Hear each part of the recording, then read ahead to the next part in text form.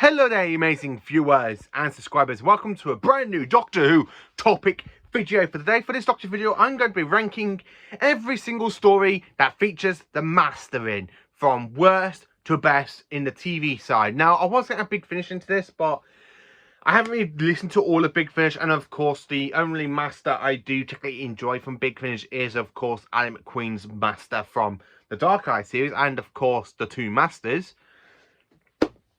I'm going to be ranking the TV side of the Masters. Yes, I know, the Masters basically teamed up with Daleks as Cybermen in New Who quite a lot, so they will be mentioned in this story. So I'm going by stories that feature the Master in. If I was just going to go by the main Master stories, there aren't really that many in New Who, so I'm going to go by Master stories where the Master's basically it and he's the villain, and of course he's got Cybermen and Daleks working for him as well.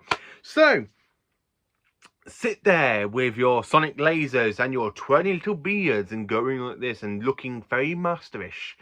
Unless, of course, you've been burnt to a crisp like the Crispy Master. And let's dive into ranking the TV side of the Master stories from worst to best. So, in 28th place, this one, it's my least favourite Master story. It is The End of Time. Now, I really don't like The End of Time for quite a few reasons. I really think it's the worst regeneration story. And of course, it is the worst ever story to feature the renegade Time Lord, known as the Master. Now, following from where we last saw the Master, aka the John Sim version of the Master, basically being shot by his wife, and then of course his body was burned, and part of him did survive in the ring, to find that the Master's kind of been resurrected, and the resurrection does go wrong. Properly wrong. I mean, at some points in this, you've got his body filling up with all this psychic energy, flowing electric lightning all over the place, and of course you see him like laughing and his skull shows through, which is very, very creepy. It's just not really the Master to me. Yes, it is the Master, but I don't really like the way how the Master became in this episode. If I was going to say the way how I prefer John Sim's Master is definitely in Sands of Time Lords, Last of Time Lords, and of course World Enough of Time and The Doctor Falls. This is the weak story to feature Sacha Dhawan as the Master. It's not nothing to do with Sacha Dhawan's acting in this, because Sacha Dhawan, he's still actually quite brilliant as the Master.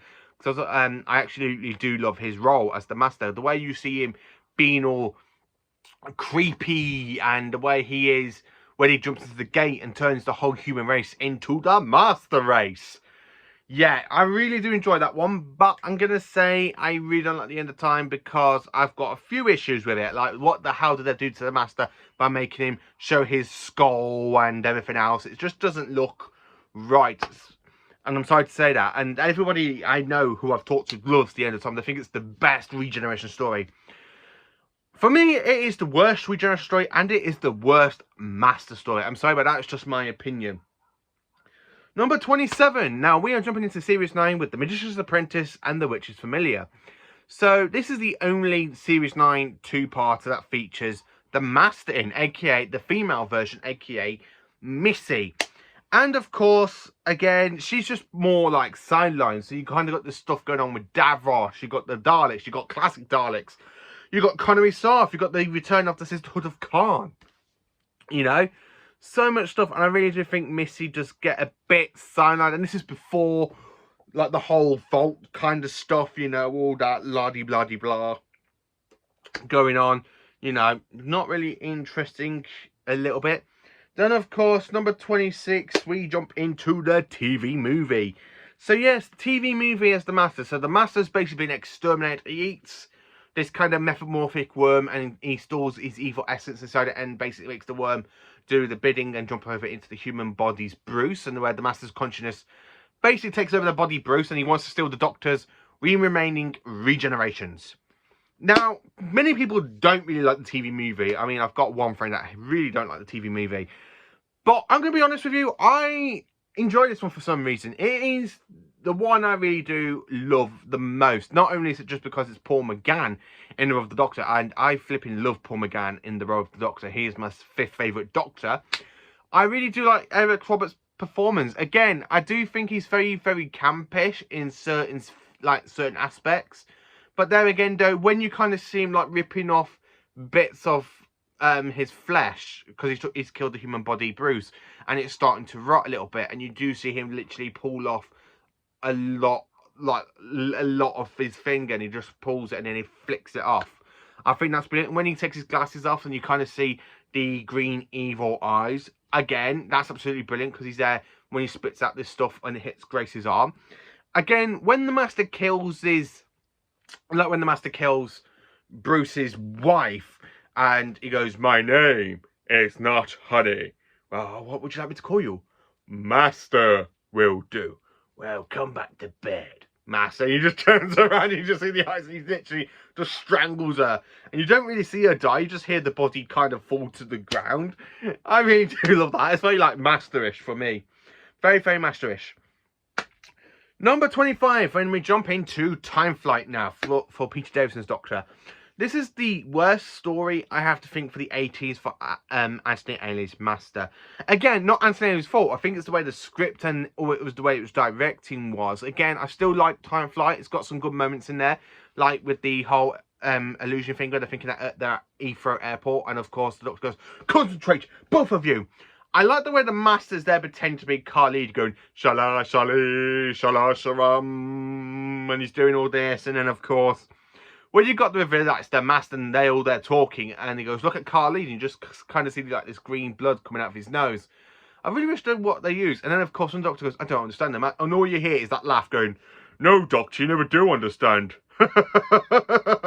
"You never do." I just absolutely love that cliffhanger to part 2. It's absolutely brilliant.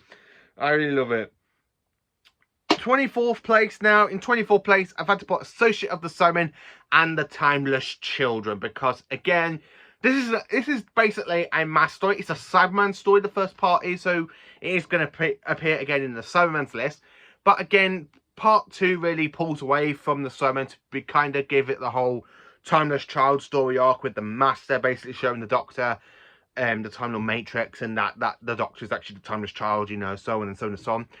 Again, I've had to put this one a bit higher because I don't really like the Timeless Children as much as I do for other stories. But again, I do really enjoy Sacha Dhawan's kind of mad power take of the Master. It very reminds me so much of John Sims' incarnation, the way he's crazy and the way he's there going, "No, Doctor, do you really think I would not make that?" You know, just like that. The way you kind of see Sacha Dhawan playing the Master, it does remind me so much of John Sims' incarnation.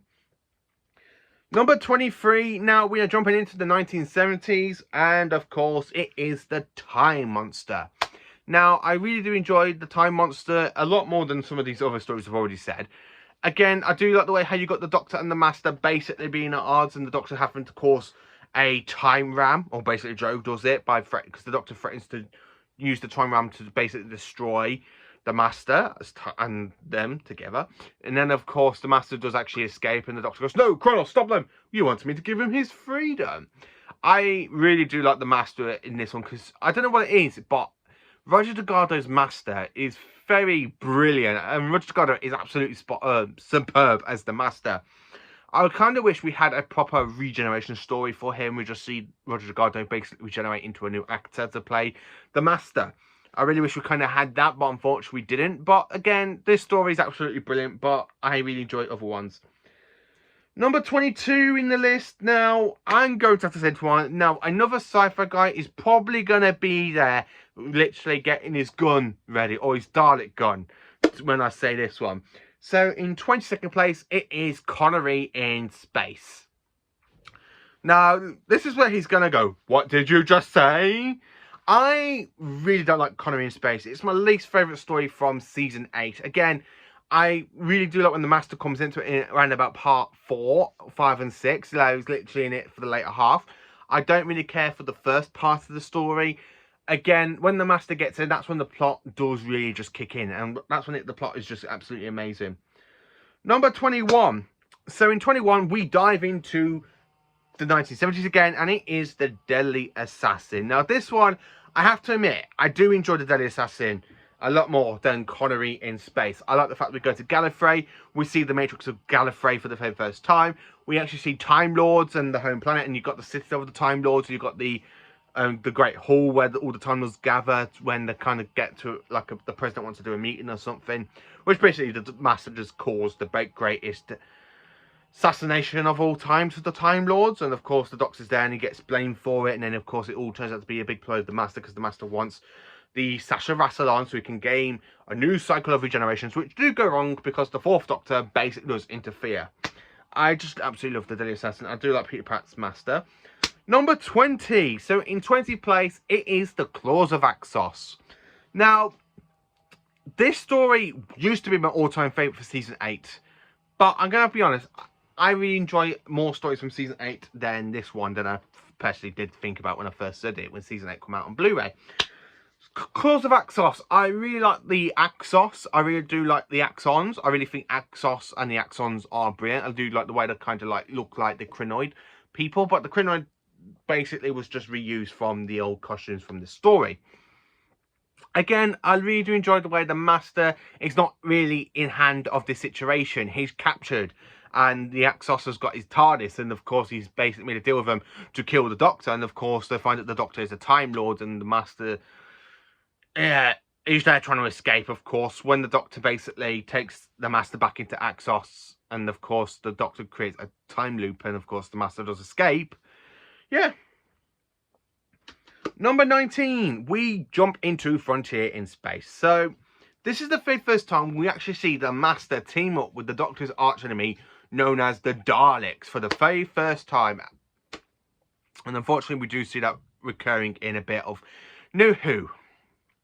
Yeah, a bit of New Who, with the Master basically teaming up with the Daleks after the Time War. Yeah, you know, just a little bit of that going on.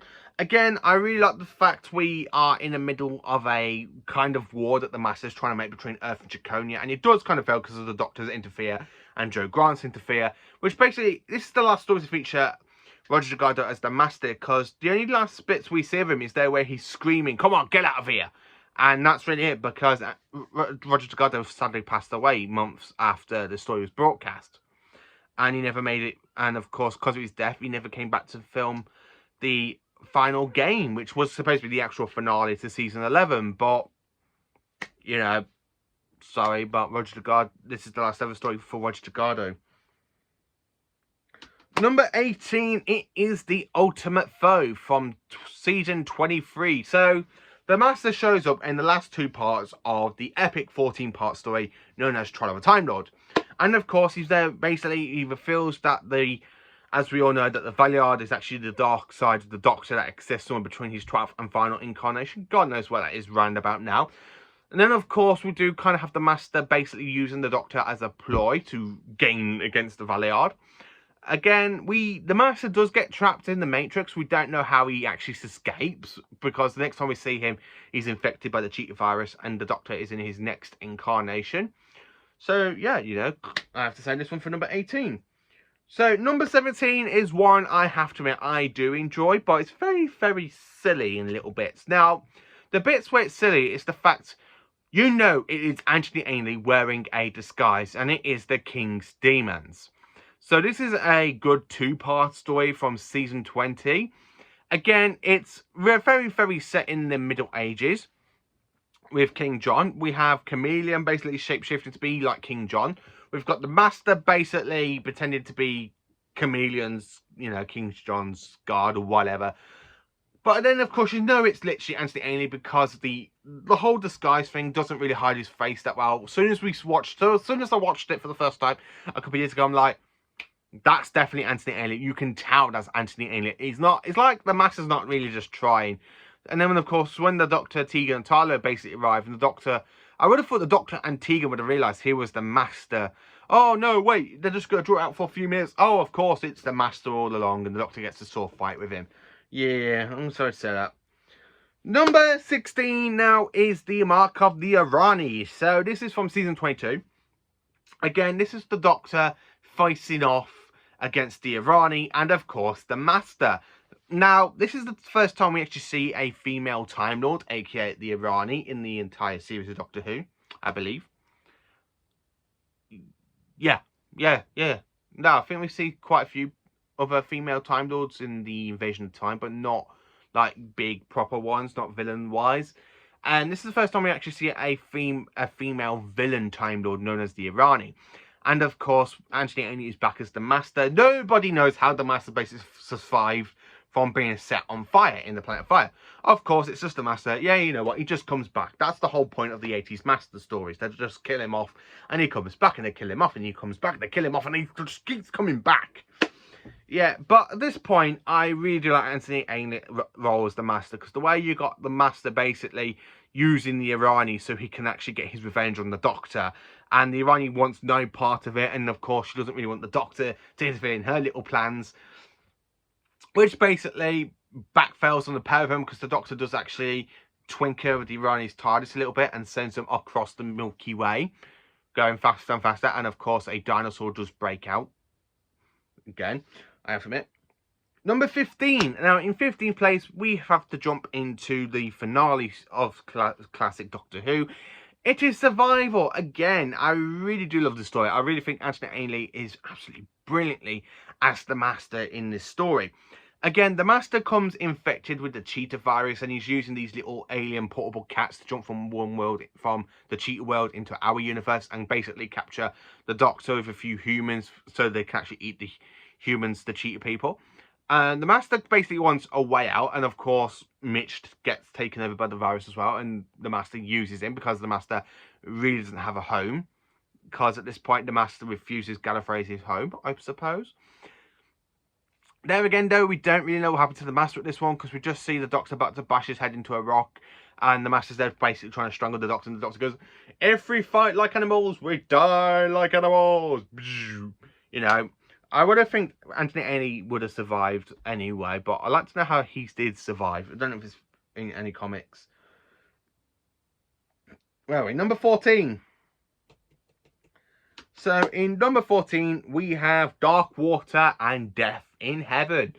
Again, this is another Master kind of team up with the Cybermen. So Missy, the female version of the Master, basically creates her own version of the Cybermen by using dead people and basically stolen Gallifreyan tech, with the whole remains of the humans, dead, like the dead personality humans, basically be going into this kind of little world sphere thing, and then of course their bodies get converted into Cybermen.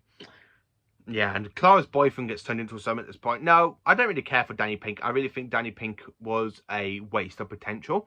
He had something there when you first watched him, like in the first couple of episodes of Series 8, but then I think he really loses that potential.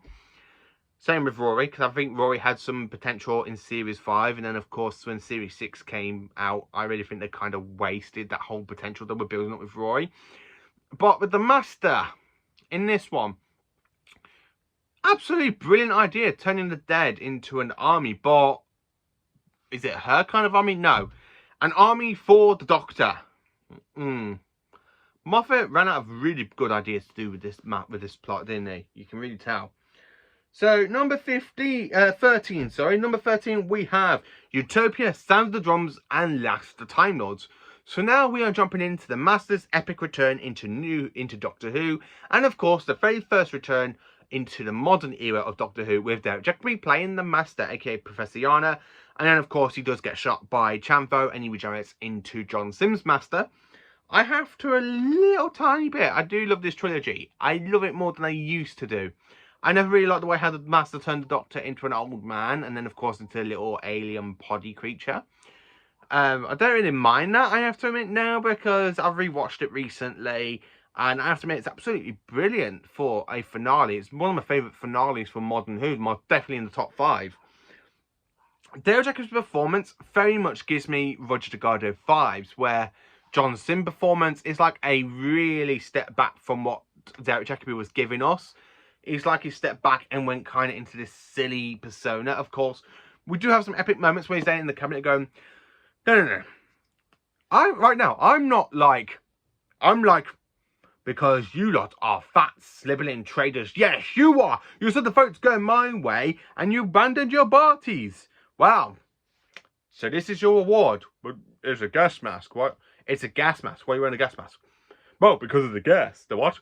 I said because of the gas. What gas? This gas.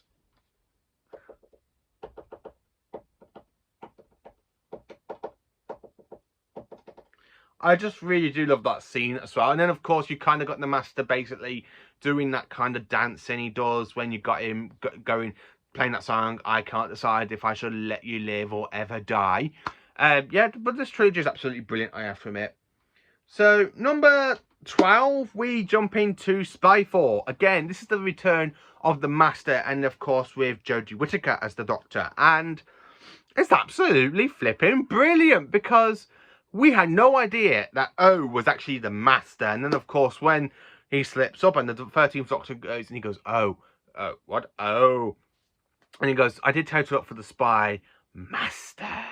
I really like the way how Sasha One really does that very kind of creepy voice where he goes, the spy Master. I really love the way how Sasha One did that. And of course, again, he's very much insane. I think if I was going to enjoy the Master being insane, it's going to be Sasha One. I don't know what it is, but I actually prefer Sasha One's Master over to John Sim. I really think John Sim was kind of good with the insane personality of the Master, but that's because of the drum beat, where I think just for this one, the Master is properly insane at this point with Sasha One. I really hope Sasha One does come back as the Master in the RTD era. I would love him to see play against David Tennant's 14th Doctor, or if not, Ncuti Gatwa. I would really like to see the return of the Master for Sasha One. I really would. But I really do enjoy Sasha One's performance in this one. And literally, when you got them talking above the Empire, is it Empire? No, the Eiffel Tower in Paris, and you got them talking about the old times on Gallifrey, and of course when he goes, did I even apologise for making you fall off? No. Good. That's a good callback to Logopolis, and as well as we had callbacks to the Deadly Assassin and other little bits as well. So yeah, I really do enjoy Sasha One's performance as the Master, because it feels like it's a really step back. Now, people are bemoaning about Missy's redemption that she had in Series 10. But I'm going to be kind of honest, I do like Sasha One's performance. It does make sense if Sasha One is actually before Missy, like some people fan theories are, because I love listening to people's fan theories, and I really love the fact that they really think Sasha One's Master is actually before Missy. So I kind of would like to see Sasha One regenerate into Missy. I have to admit, I really do enjoy that performance. Number 11 now. So in 11th place, I've had to put this one, is Well Enough for Time and The Doctor Falls. Just because this is the episode where Missy is out of the vault. The Doctor wants to give her a chance. And of course, we have the return of John Sim's Master basically causing Bill to be converted into a Cyberman. And then of course he takes off the disguise, and then, oh look, it's the return of John Sim's Master. You would really think that was going to be a big massive surprise for people, but no, because it was leaked in the trailers for Series 10. Yeah, that's the one thing that really sucked about the return of John Sim. It was already leaked. It would have been a great return and a great surprise if it wasn't leaked. If it just wasn't leaked, people would have been so much happy with it. But there again, though, The Doctor Falls. I really like the way how you got John Sim's Master talking to Missy. I really like the way they have little bits of banter in between these incarnations. And I really like how these two Masters really get on, where the Doctor with other incarnations himself, they always like little bicker and stuff, where John Sim and Missy's Masters don't really bicker. They're just, the Master goes, is it wrong that I just kind of fancy myself? Yes, it is. Yeah, I really love that episode. I have to admit, I really do. So, number 10, in 10th place, I've had to put this one in 10th place. It is The Five Doctors. So, the Doctors have been pulled out of time and space. Well, the first, second, third, and of course, fifth Doctors. Well, the fourth Doctor's kind of trapped. We got Daleks, we got Cybermen. Again, this is the very first time we actually see the Master team up with the Cybermen.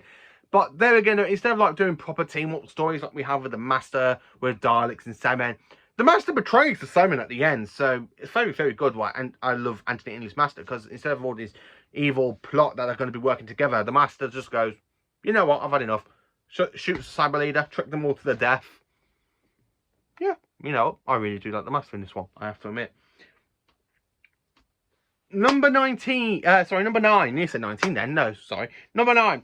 It is Planet of Fire. I have to admit, I really do enjoy this story for Peter Davison's Doctor against the Master. Again, the Master's basically been injured because he's been messing around with his tissue manipulator.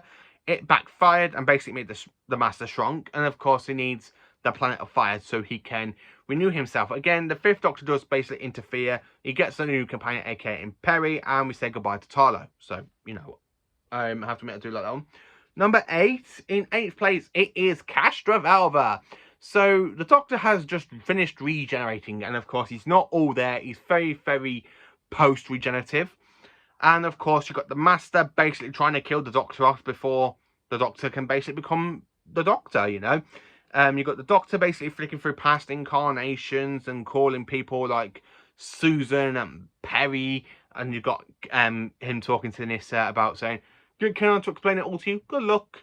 Again, Anthony and his Master just really wants the Doctor dead at this point, so I have to admit I really like the way how he goes to disguise himself as the Portreeve. Again, you know it's Anthony Ainley just doing like a proper voice, and you can tell by the disguise it's Anthony Ainley. But again, though, when that reveal in part 4, like the Portreeve is actually the Master, I really do enjoy that one. And of course, the fireplace is actually his TARDIS, and Adric's caught in a web, and basically the Master's supposed to be trapped on Castrovalva at the end of this point, but he does actually escape. Number 7 now. Number 7. Now, this one is probably going to surprise some people. It is the power of the Doctor. Jodie Whittaker's finale. Why? Because Sausage One just steals the entire episode from Jodie Whittaker. I'm sorry. You would really think you're just going to watch it because it's Jodie Whittaker's final episode. But no. I actually go back and rewatch this because of Sacha Dhawan's performance as the Master. I just really enjoy it. And again, this is not the first time that the Master wants to steal the Doctor's regenerations, because yes, he does force the Doctor to regenerate into him, and he becomes the Master Doctor, and he puts on clothes from the Doctor's past incarnations, which basically makes him more of a success to steal the Doctor's regenerations than Eric Roberts, because Eric Roberts tried doing that in the Eye of Harmony, he failed, and of course in this one he doesn't actually fail because he's teamed up with Daleks and Cybermen with the Cybermasters, and again, you just seeing him like more insane stuff. Again, I like him where he's there shouting to Yaz, "I am the Doctor now. I am the Doctor." I really like the way how he's like properly insane. There again, though, you do kind of see him die because he's about to kill the Doctor, and he literally reflects the weaponry, and it does basically knock him. So we don't know if he survives or not. Again, I do enjoy the Master's performance. Sacha Dhawan is absolutely brilliant. Again, with the hypnotism that Roger Delgado used to do, absolutely brilliant. I have to admit, I do actually like him working with the Daleks and the Cybermen. I don't know what it is. The Master's team-ups seem quite good in this episode, where in other episodes, I think it fails, especially like in Dark Water and Death in Heaven. I am sorry to say that. Number 6. It is Logopolis. Now, this is Tom Baker's final regeneration story as the 4th Doctor. Again, I love the fact it follows on from the previous story, aka the Keeper of Traken. I like the fact we have the Master stealing Trimus's body, and we say goodbye to Jeffrey Beavers' Master, and he becomes Anthony Ainley. Still the same incarnation of the Master. It's just the decaying Master's basically just jumped into Trimus's body. You know, so he's basically got a body because he's once is dying.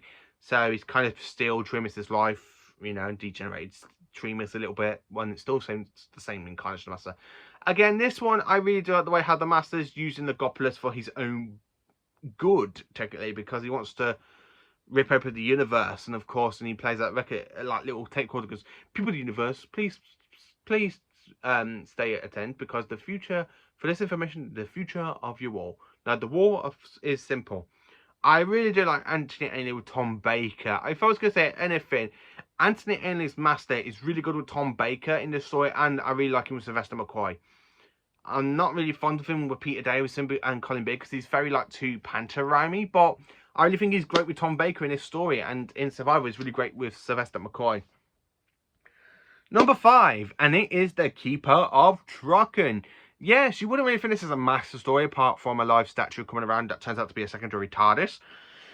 Yeah, the Master's trying to steal the power of the Traken people so he can renew himself. you know what's kind of good. I really do enjoy this one, I have to admit. I do like the Keeper Traken. I really like the way we see the return of the Crispy Master. He goes, "Welcome to my new ship, Doctor." Of course, the Master. And he's about to jump into the Doctor's body, but gets interfered by Nissa and Adric, only for the Master later on to jump into Trimus's body. I really do like the Logopolis. Number 4. So in 4th place, we have the Daemons. Yes, we go to the Daemons from Season 8. I really like this 5-part story. I really think Roger Delgado and, of course, John Pertwee are fantastic together. I really do like them two pairings together because they're absolutely just brilliant. I like the way how the Masters get arrested by UNIT, and of course he gets taken to a prison, which basically we do go into the next season with the Sea Devils, which is very, very high up in this list for the Master, by the way. I just really like the Daemons. It's brilliant, it's fantastic, and I don't see an issue with it like some other people do. So number 3 is Terror of the Auton. So the very first story to feature the renegade Time Lord known as the Master. And of course, the Master basically makes himself some nesting consciousness, some Autons to basically carry on his bidding. While he's there pulling, being the Master, you know, being very, very behind, using the Autons as little puppets, making Auton policemen and stuff. You know what? This is absolutely brilliant, and I really do enjoy this story. It's absolutely fantastic. I really love this one, I have to admit. Number 2, it is The Mind of Evil from Season 8. Now, I'm going to be honest, this is my favourite story from Season 8 right now. I really like the way how the Master's there with this mind controlling machine. I like the way how he's basically thinking he can control it, but the Master can't control it. The Master just, he's flipping useless at controlling it, because he literally shows the Doctor basically laughing at him at one point to terrorise the Master. And of course the Master's there literally going, "I'm going to destroy this planet with this." And of course the Doctor does think he's got the Master's demonetization the dematerialization circuit, but the Master pickpockets it from the Doctor. And then number 1, my all-time favourite Master story has got to be the Sea Devils. I really do like the Sea Devils because 1, it's absolutely brilliant. I really like the way Roger Delgado's there being in prison, and of course you've got that epic sword fight with the Doctor, and the Doctor just goes, "Do you mind, my dear chap? That is government property you're damaging." I do like the way how the Doctor and the Masters basically are in this story, because 1, you've got the Master trying to help the Sea Devils, and the Doctor's there trying to help the humans, and basically the Master needs the Doctor's help to get his machine working to resurrect the Sea Devils. So yeah, I really do enjoy this one. So that is me ranking every single story of the Master from worst to best. Now, you're probably wondering, why have I not added Extremis and of course the Live the Land into this list, or even Empress of Mars? That is because I kind of think they're just like little cameos, really, and I don't really want to talk about main cameos of the Master, because it's the only time we kind of see Missy, and they're very little callbacks to cameos to find out who is in the vault. And of course the Doctor has to go to Missy and ask her for help against the monks. Yeah, I just think they're more like little cameos, really think. I don't really class them as main Master stories. Like the Missy's Master is just basically there. So how do you rank all 28 stories of the Master from worst to best? Let me know in the comments. Please do like, subscribe, and share, and join for more awesome Doctor Who content. Have an amazing day.